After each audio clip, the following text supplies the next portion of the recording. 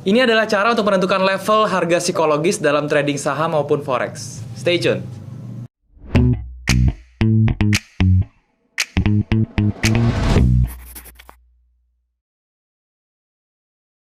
Halo guys, balik lagi sama gue Daryl di This Is The Channel. Dan hari ini kita masuk ke segmen tutorial trading lagi teman-teman. Dan di tutorial kali ini gue akan nge-share caranya ke kalian. Bagaimana sih caranya untuk nentuin yang namanya level harga psikologis ya teman-teman ya. Jadi gini loh, di dalam trading ya, baik itu saham maupun forex, kita tuh ada ada sebutan untuk satu level tertentu teman-teman, yang dimana level itu disebut sebagai harga psikologis. Harga psikologis ini maksudnya apa? Harga psikologis ini adalah harga yang seakan-akan itu kalau misalnya dia nyampe area tersebut itu akan terjadi rejection. Dan juga memang harga psikologis ini sangat sangat didekatkan dengan yang namanya support dan resistance. Tetapi memang ada sedikit perbedaan teman-teman ya. Nah, dalam video ini gue akan ngejelasin ke kalian gimana sih caranya untuk menentukan level harga psikologis tersebut. Dan menentukan level harga psikologis ini memiliki dua cara teman-teman ya. Kalau ini menurut gue pribadi ya, tapi kalau misalnya kalian punya cara lain, kalian bisa langsung komen di bawah buat ngasih tau gue caranya gimana. Itulah gunanya untuk sharing teman-teman, oke? Jadi gini, hari ini gue akan share dua cara aja teman-teman ya untuk menentukan level harga psikologis. Dan gue yakin ini caranya gampang banget. Dan kalian juga yang baru mulai juga pasti bisa untuk ngikutin, oke? Nah, langsung aja masuk ke cara yang pertama ya. Cara yang pertama adalah dengan support resistance teman-teman ya. Dengan support resistance kalian bisa lihat langsung di monitor kalian ini ya. Pertama itu adalah dengan support dan resistance ya. Dan resistance, oke. Support resistance. Nah, memang tadi saya bilang ya teman-teman ya di awal video bahwa kalau misalnya level psikologis harga itu memang identik dengan level support dan resistance. Tetapi ada yang membedakan. Bukan hanya level support dan resistance biasa teman-teman ya. Jadi gini loh, ini gue akan bahas sedikit aja tentang support resistance ya. Jadi support resistance itu memang dibagi dua ya secara garis besar. Yang pertama itu adalah support resistance yang sifatnya itu klasik dan juga sifatnya dinamis, oke? Dan ada satu lagi sebenarnya yang namanya harmonis, tetapi itu menggunakan Fibonacci, oke? Nah, di sini gue akan bahasnya yang klasik aja teman-teman ya. Jadi di klasik ini sangat didekatkan dengan level harga psikologis karena bentuknya itu yang menggunakan garis-garis horizontal itu teman-teman. Dan biasanya dia menggunakan acuan dari harga historis sebelumnya yang terjadi, yaitu baik high maupun low-nya. Nah, di dalam support resistance klasik ini teman-teman ya, itu dia dibagi dua lagi ya, yaitu ada yang major, ada yang minor.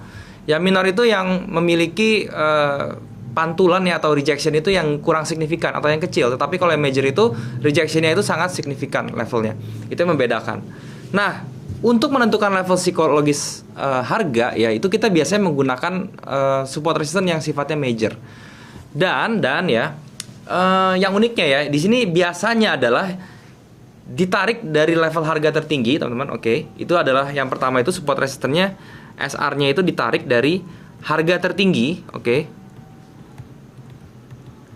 Dan juga harga terendah. Ini untuk menentukan yang namanya yang namanya level psikologis harga.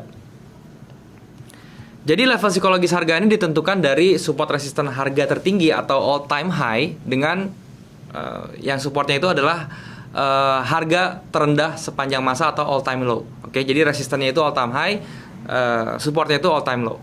Dan juga kita bisa menaruh lagi yang namanya harga psikologis itu di level pivotnya antara all time high dan all time low. Oke, jadi pertama itu adalah ini all time high dan all time low. Yang kedua itu adalah pivot ya, pivot antara all time high dan all time low.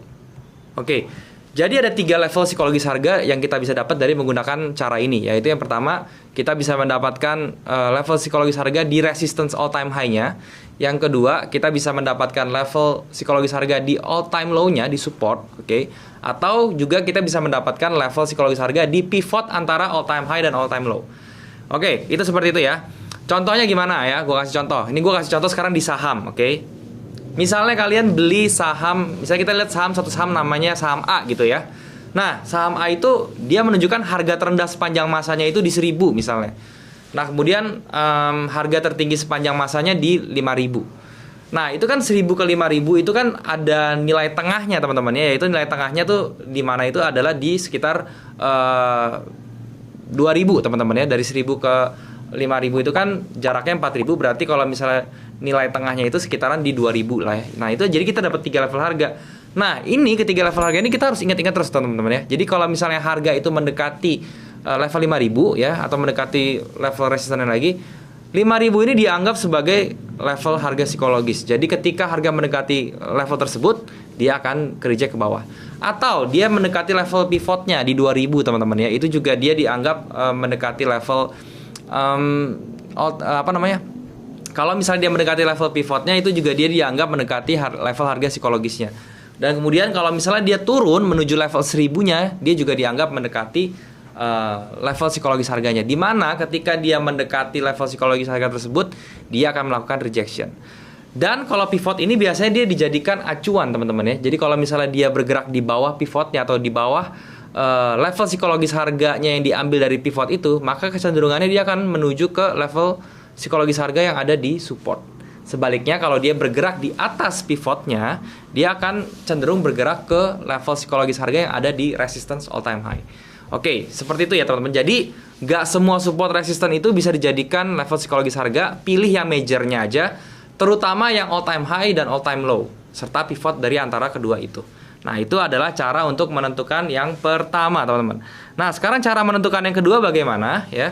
Cara yang menentukan kedua itu adalah dengan round number. Oke, nah ini teman-teman ya, ini yang paling sering saya gunakan sih, round number. Oke. Round numbernya itu apa sih bang maksudnya? Jadi gini loh, di dalam harga itu kan ada angka-angka yang bulat teman-teman ya, bukan angka-angka yang ganjil atau angka-angka yang kurang rapi lah ibaratnya gitu ya. Baik di saham maupun forex itu dia punya yang namanya round numbers. Oke, cuman berbedanya adalah kalau di saham dia round numbersnya benar-benar bulat teman-teman ya, karena angkanya kan itu ratusan, ribuan gitu ya, puluhan. Sedangkan kalau di forex itu round numbernya itu adalah di belakang koma teman-teman, karena kita lihat sendiri harga di forex itu kan biasanya 1, sekian, terus 0, sekian gitu ya. Paling kalau misalnya di gold aja gitu ya, atau di XAU/USD aja yang angkanya tuh bulat. Sisanya itu biasanya koma-komaan. Jadi round numbers di forex itu biasanya koma, dan juga round numbers di saham itu dia bulat ya. Nanti gue kasih bedanya. Jadi gini, round numbers yang kita ambil itu berapa? Yang akhirannya itu adalah 00 teman-teman ya, 00 atau 50. Oke, ingat dua ini teman-teman ya, 00 dan 50.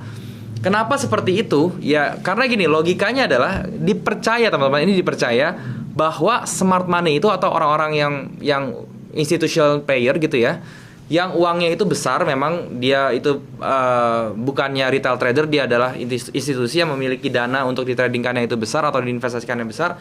Itu mereka mengambil posisi itu di angka-angka ini teman-teman ya. Dia mengambil posisi itu di angka-angka round numbers ini, sehingga angka round numbers ini dinobatkan sebagai angka level psikologis. Dan memang hasilnya itu nyata banget teman-teman ya. Kalau misalnya kalian nanti perhatikan habis nonton video ini ya, kalian perhatiin aja deh. Baik itu kalian trading forex atau trading saham, kalian lihat di setiap angka-angka round numbers itu dia pasti ada reaksi, dan juga dia kemungkinan ada rejection juga di situ teman-teman. Oke. Nah, contohnya di saham teman-teman ya. Kalau saham ya, kalau saham yang ratusan teman-teman, yang ratusan yang kalian perlu itu round numbersnya adalah, ini saham yang ratusan teman-teman ya, ratusan. Itu kalian perhatikannya misalnya 100, 1. Nah, ini kan belakangnya 000. 150, ini kan 50 teman-teman ya. 200, 250 DST ya, dan seterusnya. Ini adalah round numbers di ratusan. Kalau yang ribuan bagaimana? Ribuan itu ya paling 1000 teman-teman ya.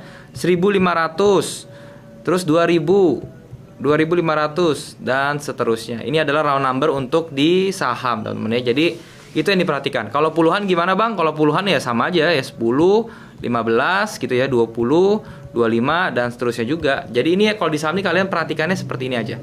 Ini adalah angka-angka atau harga-harga yang dipercaya sebagai round numbers atau level harga psikologis juga. Kalian bisa melakukan backtest ini ya. Kalian lihat sendiri sekarang di chart di TradingView, kalian perhatikan ketika dia kena harga-harga yang saya bilang ini, apakah ada reaksi. Nanti kalian komen di bawah bilang iya atau enggak gitu ya. Nah, itu di saham. Kemudian berikutnya adalah di forex teman-teman. Gua kasih contoh di forex ya. Ini contoh di forex, oke? Contoh di forex ya. Nah, Kalau di forex teman-teman, tadi kan gue bilangnya kalau misalnya saham itu kan angkanya bulat-bulat. Kalau di forex itu angkanya pakai koma-koma. Jadi kayak gini, kalau di forex contohnya di Euro USD ya, Euro USD ya. Euro USD kan misalnya 1,1 berapa gitu ya, 1,18 sekian 983 gitu ya. Ini biasanya angka harganya itu seperti ini di Euro USD. Nah, round numbersnya gimana bang? Round numbersnya itu kita hitung dari dua angka di belakang gitu ya. Jadi kayak misalnya seperti ini 1,10. Nah ini round numbersnya di Euro USD. Ini belakangnya terserah 1000 juga boleh gitu ya. 1,15000, 1,2000 ya seperti itu, 1,25000. Nah ini contoh dari round numbers di Euro USD. Tetapi kalau misalnya seperti ini ya, ini kita harus melihatnya di time frame yang sama dengan saham. Kalau saham itu kita melihatnya di daily, tentu saja time frame di forex ini juga kita harus lihatnya di daily. Oke, jadi ini untuk TF atau time frame daily ya. Oh, kalau gitu kalau misalnya buat saya seorang yang tradernya itu intraday atau menggunakan time frame yang lebih kecil, nggak bisa dong bang pakai ini. Bisa jawabannya teman-teman ya. Jadi kalau untuk yang intraday atau yang time frame yang lebih kecil, kita juga mundur teman-teman ya untuk angka komanya. Jadi seperti ini, kalau yang kita pakai TF-nya itu 30 sampai H4 misalnya. Sampai H4 ya. Itu kita pakai round number-nya sama gitu ya. Tetap pakai 00 atau 50, ini tetap sama. Tetapi mundur. Kalau misalnya tadi yang di daily ya. Yang di daily itu seperti ini 1,10000. Jadi kalau misalnya di TF yang kecil 30 sampai H4 ya. Ini kita 1,1-nya itu biarin aja, tapi kita perhatikan dari yang berikutnya gitu ya. Jadi 1,11000. Nah ini ya, jadi ininya loh yang diambil ya. Terus kemudian 1,115000. Nah ini dua angka ini yang diambil. Seperti itu dan seterusnya 1200000. Terus 1,125000. Jadi kita ambil satu angka ke belakang, teman-teman. Itu juga bisa diperhatikan. Nah, kalian perhatikan nanti di time frame 30, kalau kena angka-angka seperti ini, apa yang dilakukan oleh market, teman-teman ya. Jadi kalian bisa perhatikan sendiri. Oke. Kalau misalnya seperti ini, cara tradingnya gimana? Kalau saya ya, saya kadang-kadang saya kalau misalnya lihat, oh ini udah mau dekat angka level harga psikologis, ya saya udah siap-siap entry aja, saya bisa pasang pending order di situ atau apa. Itu biasanya saya melakukan seperti itu. Tetapi kalau kalian mau lebih aman ya, seperti biasa kita kayak kayak trading seperti menggunakan support resistance biasa. Oke. Jadi kita taruh yang namanya support line atau resistance line di situ. Kemudian ketika dia sentuh area situ, kita lihat apakah dia bikin swing. Kalau dia bikin swing low atau swing high, kita baru entry. Jadi caranya seperti itu, kalian bisa melakukan stop loss-nya, meletakkan stop loss-nya di bawah dari swing low tersebut atau swing high tersebut. Oke? Nah, itu aja sih yang mau gue kasih tahu teman-teman ya. Jadi video ini memang singkat karena memang triknya simpel sekali. Jadi kemarin ini juga video gue buat karena kemarin ada yang nanya di komen atau di DM, gue lupa ya. Apa bang bedanya maksudnya dari round numbers 00 dan 50? Ya inilah jawabannya ya. Jadi kalau misalnya kalian bisa merasa terbantu, kalian bisa share ke teman-teman yang lain nih tentang informasi seperti ini teman-teman ya. Jadi semoga yang gue sharing ini bisa bermanfaat untuk kalian, oke? Dan buat kalian yang belum punya grup trading teman-teman, kalian bisa join di grup trading gue yang ada di aplikasi Discord ya, baik itu saham maupun forex. Kalian tinggal join atau klik link di bawah ini ya, di description di bawah. Itu sudah gue taruh linknya, kalian tinggal klik aja dan kita bisa langsung diskusi bareng di grup tersebut. Dan juga jangan lupa untuk subscribe channel ini kalau misalnya kalian suka dengan konten yang seperti ini. Kalian juga bisa like video ini dan juga share ke teman-teman lain yang kira-kira membutuhkan info seperti ini. Kalian juga jangan lupa untuk nyalakan notifnya teman-temannya, dan kalian rubah settingannya dari yang recommended ke all aja biar kalian nggak ketinggalan semua video yang gua upload tentunya. Dan juga kalian bisa komen di bawah kalau misalnya ada yang kurang dari video ini atau kalian mau request ya. Seperti video ini juga jawaban request kalian sebenarnya. Jadi kalau misalnya kalian mau request materi atau apapun, kalian tinggal komen di bawah. Pasti gue baca dan gue akan usahakan untuk buat video tersebut. Oke teman-teman, mungkin sampai sini dulu videonya. Semoga apa yang gue sharing ini sekali lagi bermanfaat untuk kalian. Dan thank you banget buat kalian yang sudah menyempatkan diri untuk menonton video ini. Sampai jumpa di next video. Jangan lupa semua orang bisa cuan. Salam sukses.